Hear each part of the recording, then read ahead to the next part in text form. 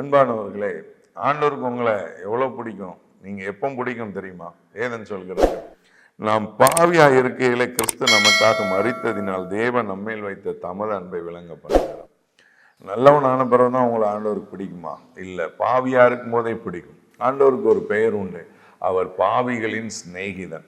ஒரு பாவத்தை நேசிக்கிறவர் அல்ல, பாவிகளை நேசிக்கிறார். அதுக்காக நான் பாவம் செஞ்சுட்டே இருப்பேன் அப்படியே இல்லை. நான் ரட்சிக்கப்படுவதற்கு முன்பதாக சேட்டை பண்ணிட்டு அப்படி தெரியும் போது பார்த்தீங்க அப்படின்னா, ஒரு முறை போலீஸில் பிடிச்சிட்டாங்க.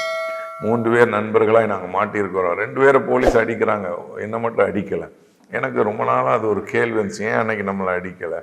இப்போ நான் ரட்சிக்கப்பட்ட புதிதில் நான் கேட்ட முதல் பிரசங்கம், அவர் பாவியாக இருக்கும்போதே நேசிக்கிறார். விஜய் தினகரனையோடைய வாழ்க்கை சாட்சியை கேட்டு பாருங்க. அவங்க தற்கொலை பண்ணுறதுக்கு முன்னாடி தேவன் தடுத்து நிறுத்தினார். இன்னைக்கு ஆண்டவர் பாவியாக இருக்கும் போதே உங்களை நேசிக்கிறார். பாவம் செய்கிறீங்களா, சிகரெட் குடிக்கிறீங்களா, தண்ணி அடிக்கிறீங்களா, பாவத்தில் இருக்கிறீங்களா, இன்னைக்கு அதை விட்டு வெளியே வாங்க.